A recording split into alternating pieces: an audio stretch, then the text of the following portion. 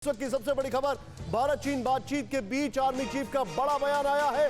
हमारी तरफ से सैनिकों का स्तर बढ़ाया गया है। नरवणे ने कहा है, उनका यह कहना है कि डी इंडक्शन ऑफ ट्रूप्स तभी होगा जब कॉन्फिडेंस बिल्डअप करेगा दोनों तरफ से।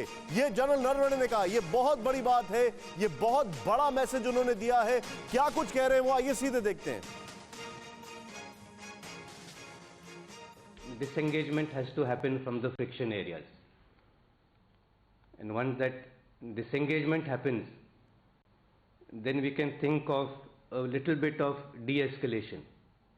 So once the friction areas are sorted out and a little bit of confidence has been built up, then we can think of de-escalation, and by that I mean moving back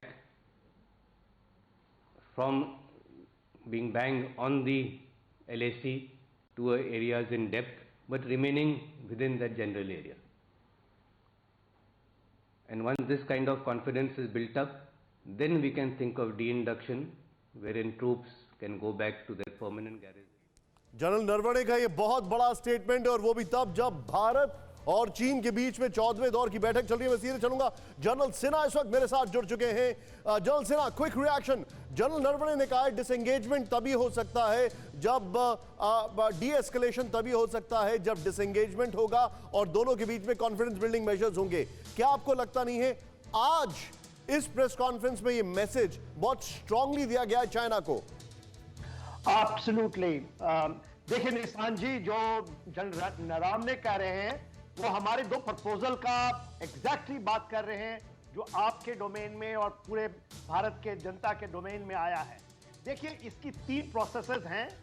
दो, D engagement, dish engagement जब कहते हैं कि troupe eyeball to eyeball है, और खास करके hot spring में ले लें, देप्सांग बल्ज में ले लें, और डैम चौक के अंदर ये आईबॉल टू आईबॉल है। यदि इसको आप जब डी-एस्केलेट करेंगे, जब इंगेजमेंट खत्म होगी तब, और जब वो कहते हैं डी-एस्केलेशन में, तो ट्रुप हमारे पीछे आएंगे। और डी इंडक्शन की बात भी उन्होंने कही है कि डी इंडक्शन उसी समय होगा, मतलब हम अपने बैरकों में आ जाएंगे जो गए हैं। और उन्होंने कहा है किसी भी हालत में, क्योंकि हमने बहुत ज्यादा संख्या में बढ़ाए हैं, ऐसा माना जाता है ईस्टर्न लद्दाख में 50 से 60 हजार ट्रुप जो पीएलए के हैं, मगर हमारी तो 1 लाख से भी ऊपर है। यदि आप पूरे फ्रंट में ले लें तो 2 से 2.5 लाख हैं जो पूरे नॉर्दर्न बॉर्डर के ऊपर में हैं। तो हमारी बिल्डअप बहुत अच्छी है, बहुत बड़ा चीज हमने किया है, और पहली बार देप्सांग बल्ज के अंदर में बैटल ग्रुप लगे हैं। तो कभी भी हम अपनी जो एडवांटेजेस पोजीशन को नहीं छोड़ सकते, क्योंकि वो डायरेक्ट थ्रेट करता है काराकोरम को, जो कि उनका मेन कंसर्न है। तो ये हमने तो जो ऑपरेशनल एडवांटेज है इस सिचुएशन का ले लिया है, ईस्टर्न लद्दाख में भी और दूसरे जगहों में। आप जो बता रहे हैं sir, you are quite right. परवाह देश की, सोमवार से शुक्रवार रात 10 बजे TV9 भारतवर्ष पर।